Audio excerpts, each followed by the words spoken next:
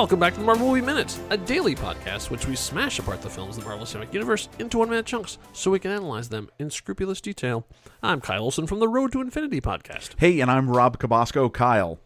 Yes, sir. Did you know that gestures are a form of nonverbal communication in which visible bodily actions are used to communicate important messages, either in place of speech or together and in parallel with spoken words? I didn't know in those terms, but yeah, you know what? All that checks out. Thanks, Wikipedia. Now, let me just tell you a couple other things that you may not know about. Did you know that there are as many as 28 recognized two-handed gestures, including such gems as air quotes? Oh, I like air quotes. The awkward turtle. Oh, that sounds dirty. Yeah, well, yeah. Jazz hands. Oh, jazz hands. And a certain phrase made popular by the Attitude Era WWE stable, Degeneration X.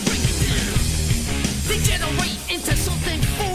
We just got tired of doing what you told us to do. Now, let me just tell you something. I said 28. Is that the crotch chop? Yeah, that when we won't necessarily say what the two words. Okay, anyway, but here's the deal. They have two words for us, but we don't need to hear them say those two words are.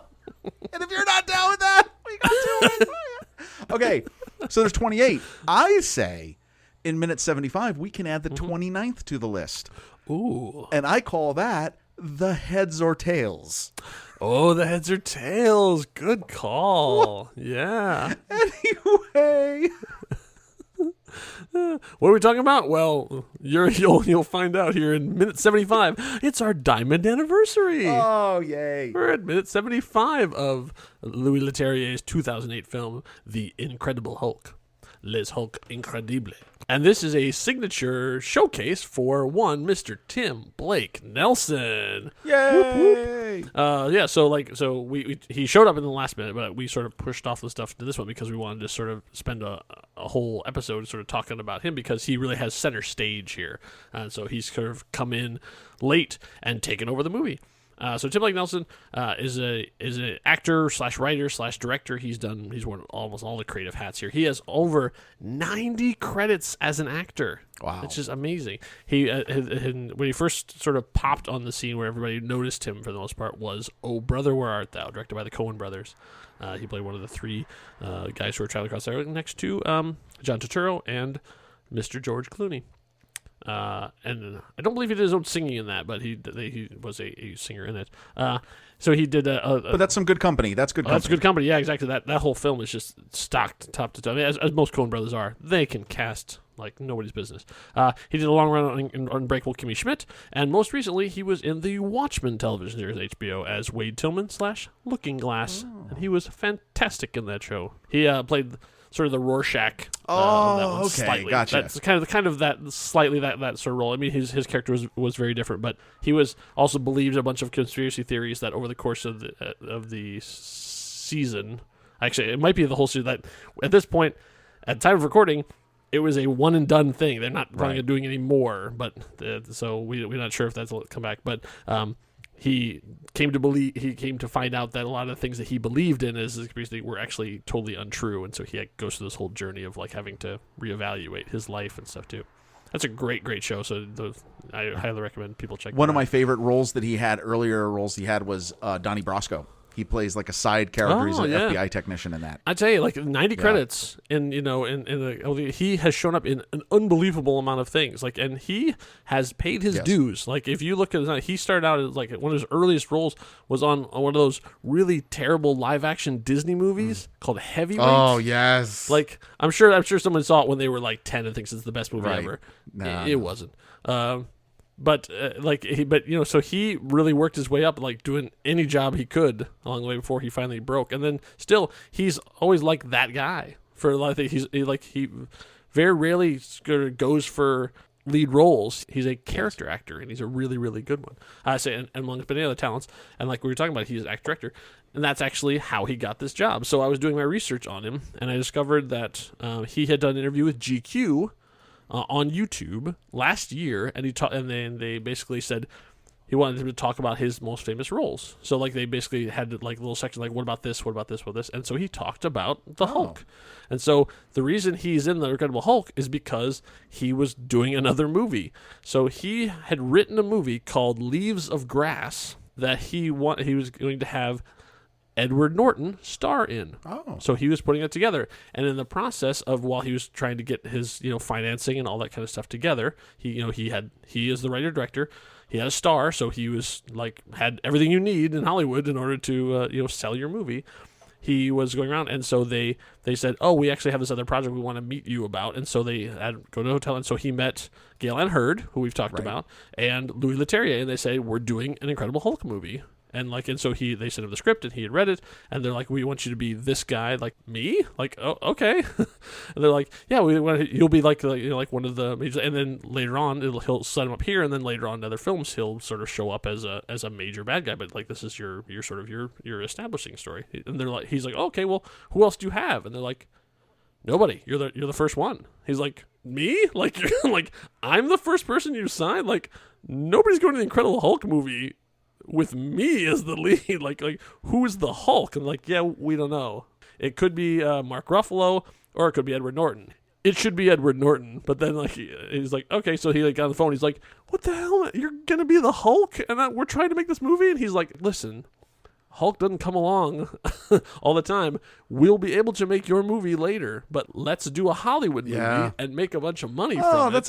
And then we'll go off and do your independent movie, and I'll still like 100% committed to do that." And he went, "Oh, okay." So they had sort of collaborated before, but this is the first time they worked together, and they would go on to do that movie. I had never even heard of that movie. I thought it maybe was like a Walt Whitman adaptation, like a real pensive, like walking through, waving your hands over wheat kind of movie. Right.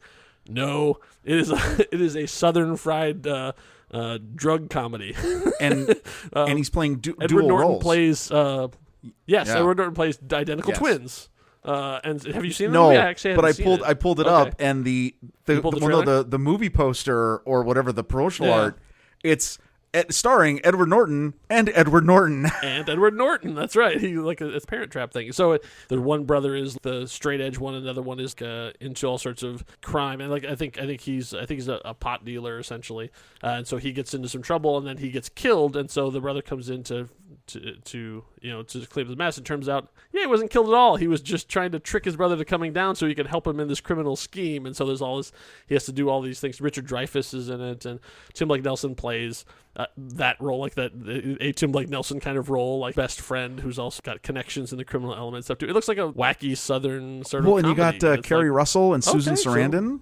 Oh, yeah. Right. All right. Right. I know. I didn't even know this movie existed until he told this story. So, so he sort of got the gig on Hulk because of Leaves of Grass, and then he eventually got to go and write and direct that movie, too. So, wow, that's totally coll. Yeah. Hollywood's weird. Yeah, it is. Apparently, he had a really hard time with what we're going to call the technobabble, which this scene especially in the commentary, they talk about how Louis Leterrier says, even to this day, he's still apologizing.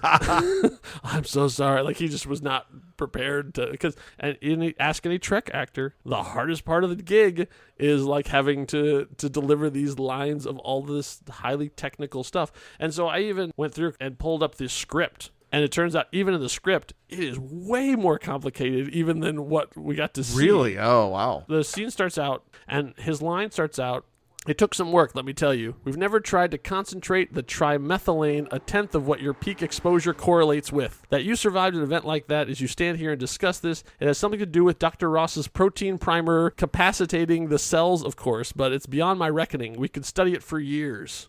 Wow.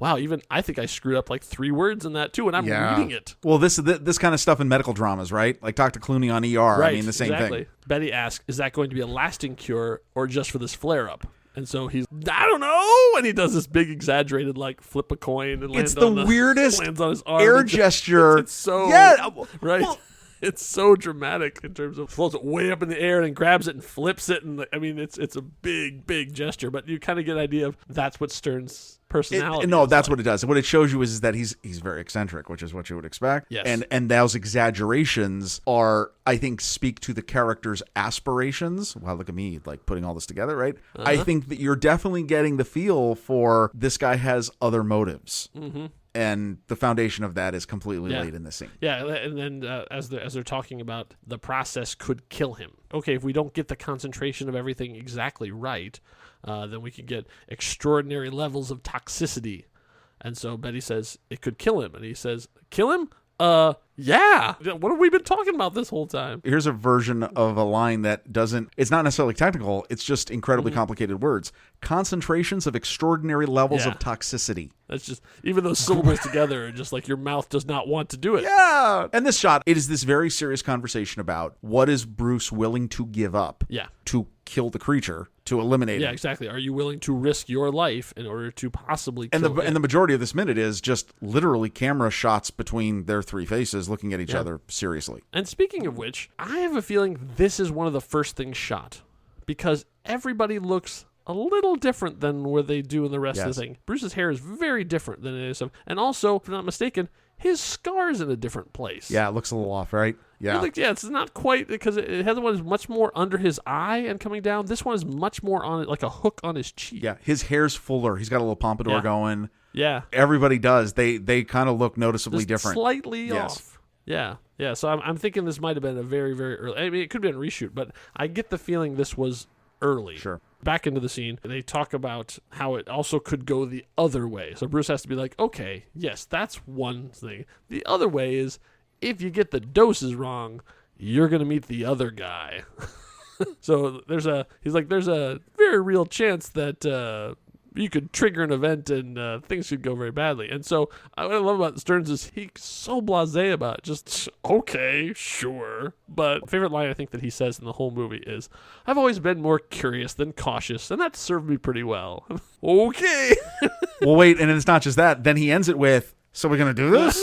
Like, come on, guys. Like, okay. Like, let's I'm dive ready in. to go now. I'm ready to do it. No, and it really shows you, I mean, the vibe I got from this is, okay, he's to a lesser degree, obviously, he's Thunderbolt. Oh, just charging in and The bottom line at the end of the day is, what he's really saying is, I don't really care what happens to you. I want to see. I just don't know, wanna you learn. might live, I just wanna see it. You might die. I might die. She might die. But like, let's find out. Whatever. Once again, let me flip my imaginary cord. Like, I don't care. Like, you came here to seek me out. What am I getting out of Yeah. this? That's kind of the vibe I got out of that. Yeah. So. In a very short amount of time, in like here less than 2 minutes, he's already established himself as a very different character than anyone in the rest of the movie. Yes. Or even that we've seen before. Like he's like a reckless scientist who's willing to just like, I don't know, let's just throw some chemicals on it and see what happens. What could go wrong? What's the worst thing that could happen? It's not like, my head's going to get split open and chemicals get poured into it. I mean, what are the odds of that happening? But meanwhile, we're not done with this minute yet. Oh, no. Whenever they talk about any kind of plan, they almost always cut to the military. There must be a foil to our plans, and this is it. So they cut to, and there's our Sikorsky CH-3, which is mocked up as a CH-53 Pave Low. We talked a lot about this minute because this is the same helicopter that was in the scene where Ross is beginning his courtship of Emil Blonsky when they're sitting around talking about, how old are you? I mean, this is that same helicopter right here. I literally the same helicopter sitting right here. And so we get to see as it sort of pans around as they're looking at the helicopter, and that's where the minute comes to an end. Hey, everybody, a helicopter. Military's on the move. That tells us something. That's right. I don't know. It's too early to speculate. Why would they be on the move? What signal, what message did they get that Right. things have happened? Yeah. How did someone say, hey, there's people abandon their truck? Yeah, I think that's what it is, actually. Hey, we found this old F-100, and we traced it, and we traced it to where it is, and guess what? It's them. Suckers. Seriously. Come on. That'll teach you. In the meantime, So, Kyle, I got to tell you. Yeah. I know my wife and daughter, they are bemused by my undertaking of this endeavor, okay? But I'm going to tell you something that's something that has brought them complete joy. oh yeah, And something that they are just truly in love with. This will now be an awkward conversation. I didn't really realize that until just now. Okay. But they love nothing more than snuggling up on the couch with an official Marvel Movie Minutes Season 2 pillow. And now I just realized why that got awkward because, yes, of course, they are snuggling with me, but they're also snuggling with me with you. because my beard and my weird bearded face is on that pillow as well. It's kind of, now I don't want to think about it. But anyway. But they love those pillows. They are so soft. They are so comfortable. They're just I mean, let me tell you something. If you've ever ordered a custom pillow of any kind with any type of custom art, these are the pillows to order because they're just amazing. And if you have them in your home or your place of work or wherever you happen to be, incarcerated or otherwise, you will find people will look at those. They will think, whoa, tell me about those pillows. But once they touch them, you'll have to buy another set because they will leave your home. Wow. And I say, why even pretend that we're an unbiased opinion? We're an entirely biased opinion, and you should still buy the pillows. And if you do, feel free to tag us on all the social media stuff. Tag Next Reel. Oh, my Let God, us know if you got 'em. absolutely. Yes. Put our faces in weird places. We can't stop you. Oh, okay. But if you want to This get your one own, there's only one place to do that, and that's nextreel.com/merch. There's pillows and phone cases and all kinds of fun stuff. But Stickers, notebooks. right, you can put our weird shirts. faces on anything you want, and we can't stop you. No, we can't. Yeah, so do that. Have fun. Enjoy it. You have our blessing. In the meantime, what you need to do is stay subscribed because we're going to be back to talk about minute 76. Feel the spirit. Wow. This is happening. It's coming. So and I hope you had a smashing good time listening to us. Until next time, true believers. Bye.